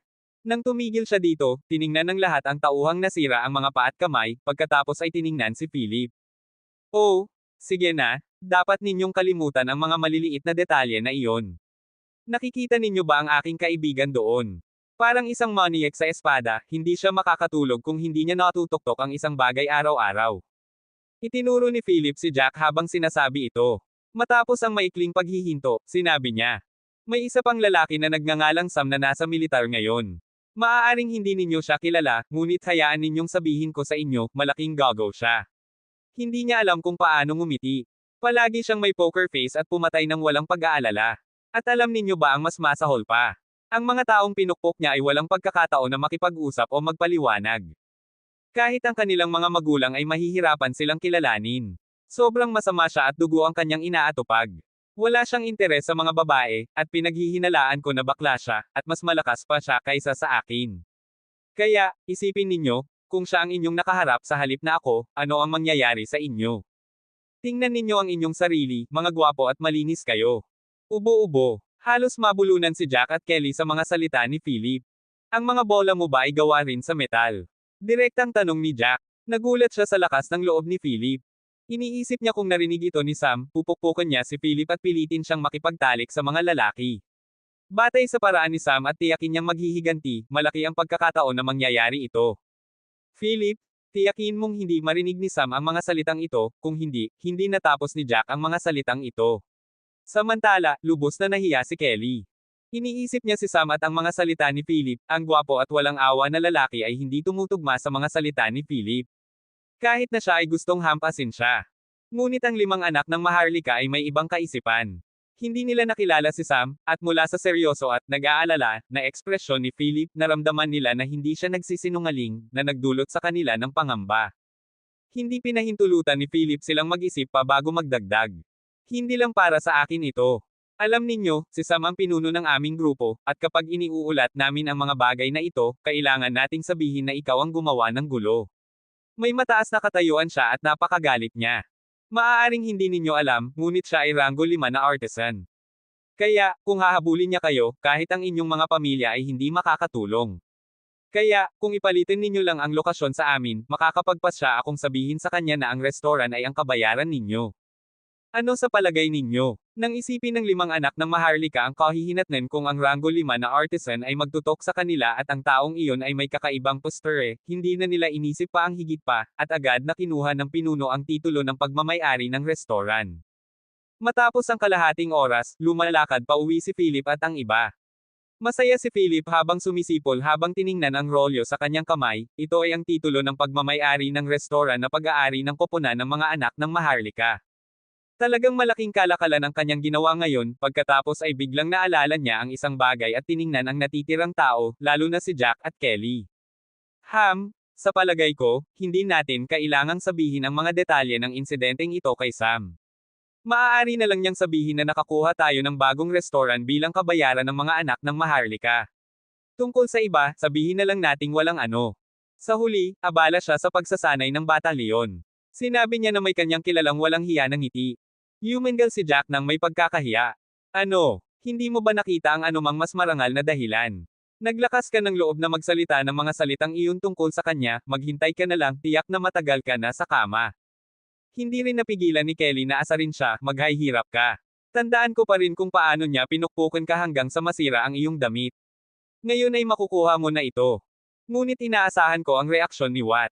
Alam mo, ang lalaking iyon ay sensitibo sa lahat ng bagay na may kinalaman kay Sam. Sa palagay ko, makikita natin ang inaasahang laban ni Watt at Philip. Nang marinig ito, nagulat si Philip. Tinatapos niya talagang kalimutan ito. Gusto lang niyang tuksuhin si Sam para ilabas ang kanyang galit sa nakaraang pagpukpok, hindi niya inisip si Watt noong panahong iyon. Kahit na siya ay late stage novice at si Watt ay middle stage, hindi niya ganap na tiyak na kayang talunin si Watt. Kung ang lalaking iyon ay seryosong labanan siya hanggang sa kamatayan matapos malaman ang insidenteng ito, walang paraan para makalusot siya ng walang pinsala. Ang pangunahing bagay ay hindi niya rin ito pwedeng patayin, at kahit nasubukan niya, tiyak na alam niya ang reaksyon ni Sam, kahit na magkaroon man siya ng ganitong kaisipan, mas mabuting magsimula na siyang maghanda para sa kanyang libing. Kaibigan, tingnan ninyo, napakalapit nating kaibigan, kailangan nating tulungan ang isa't isa, di ba? Maging mabuti at kalimutan na lang ang buong sitwasyon para mabuhay tayong lahat ng masaya.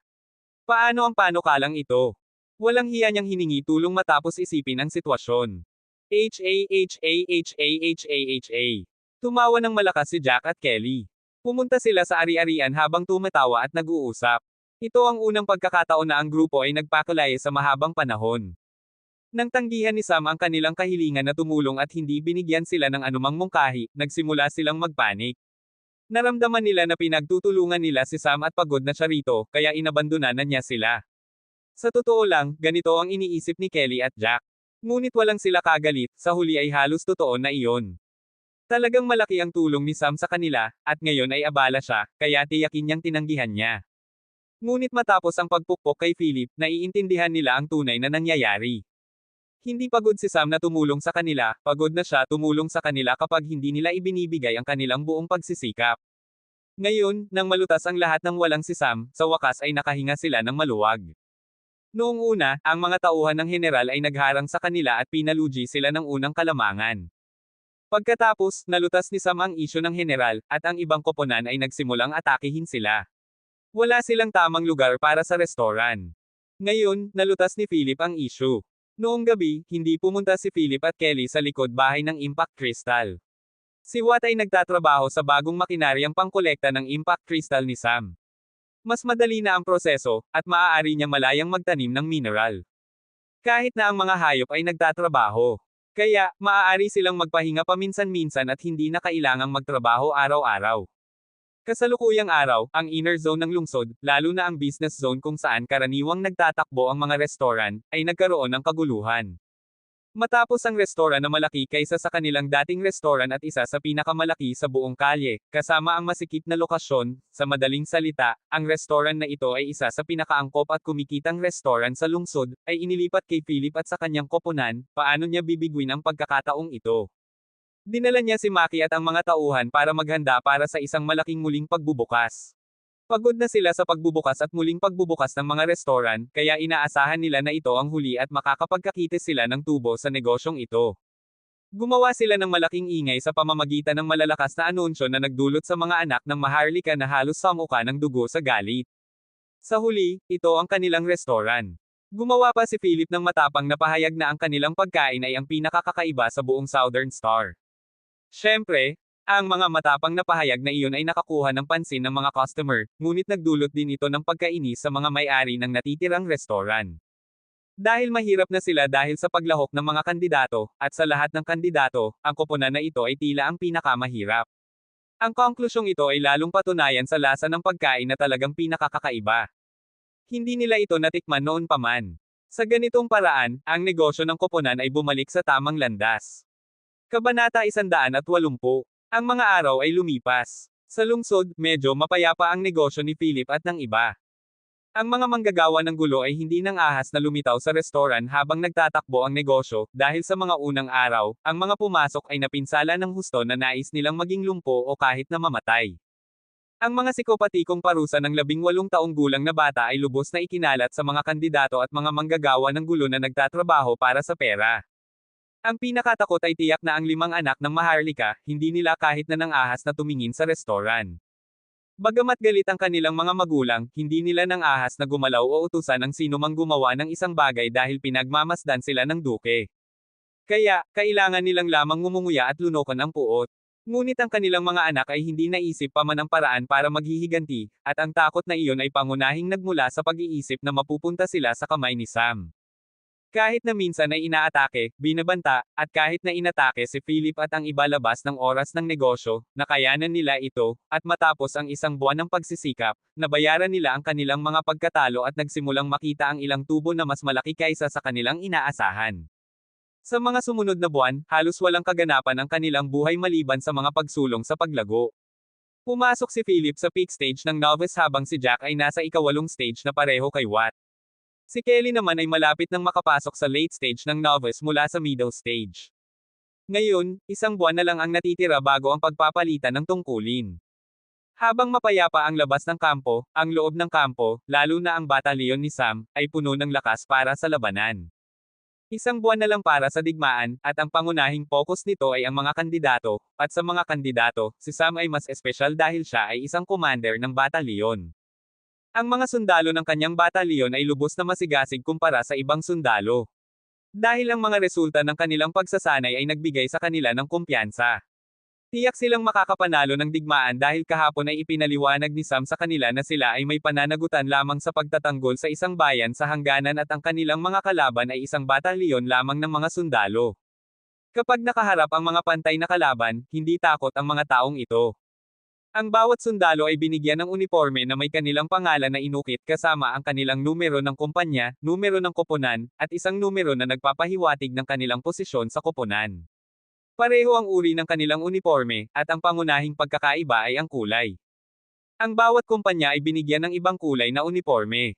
At ang mga ranggo ay pinaghihiwalay ng mga bituin sa kanilang balikat.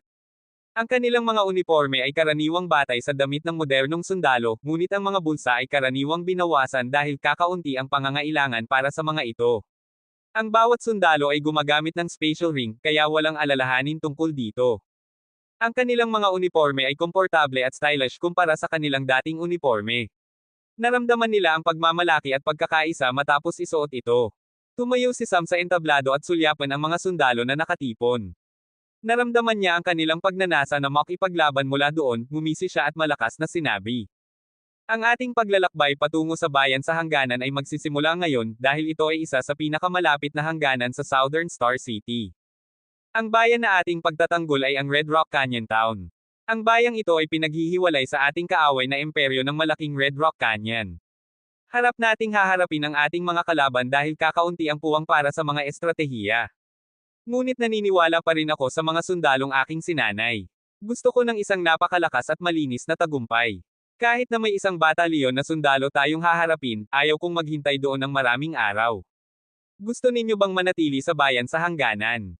Hindi. Malakas na sigaw nila ng sabay. Kaya't pupunta tayo doon para tapusin ang labanan ng mabilis hanggat maaari at sakupin ang bayan ng kaaway. Pagkatapos, ang tanging gagawin natin ay ibigay ito sa mga autoridad at bumalik sa Southern Star City. Ngayon, maglakbay na. Nang ibigay niya ang utos na ito, lahat ng sundalo ay gumalaw ng may sistema sa 7 hanay. Ang bawat kumpanya ay may 7 hanay na may 7 sundalo bawat isa na pinamumunuan ng commander ng kumpanya sa harap. Ang bawat kumpanya ay may tiyak na distansya para makilala sila. Habang nagsisimula ng magmarcha ang batalyon, lumutang si Sam sa Harbinger habang hawak ang mapa at sinusubaybayan ang ruta. Dahil malaki ang grupo, medyo mahirap ang transportasyon dahil mahirap na palakasin ang mga hayop para gawin ito.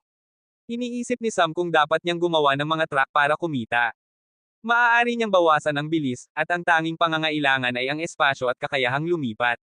Kailangan lang nitong gawing 10 araw ang isang buwang paglalakbay, at handang bilhin nila ito. Ngunit kailangan niya ng maraming materyales at proseso ng produksyon. May plano siyang manirahan ng kaunti matapos ang kompetisyong ito at magbukas ng pabrika para gumawa ng kanyang mga produkto sa imperyo at kumita ng malaki. Bago iyon, ang maliliit na negosyo para kumita ng sapat na pera ay mabuti. Sa lahat ng titulo na kanyang mayroon, pinahahalagahan ni Sam ang kanyang pagkakakilanlan bilang isang lumikha, iyon ang dahilan kung bakit una niyang nakuha ang kanyang artisan badge dahil ito ang pinakamalapit sa titulo ng lumikha.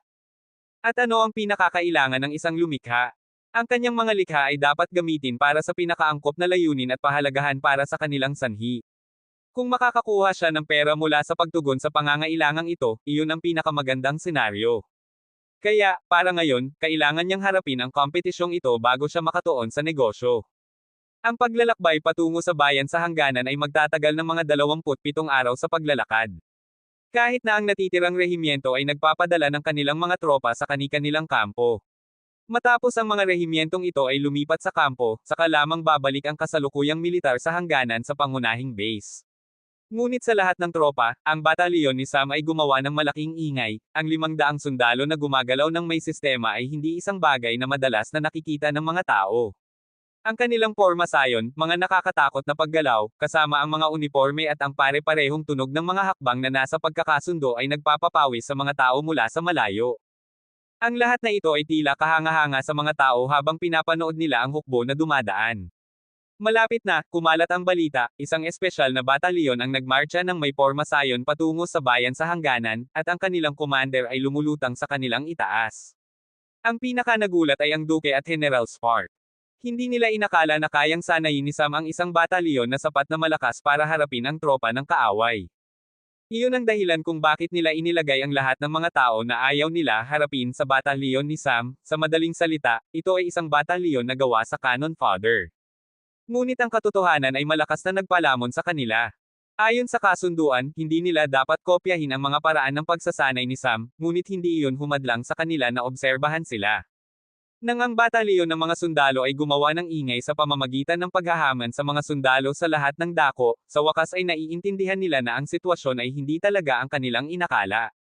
Doon lamang nila sinimulan na obserbahan ang pagsasanay ni Sam.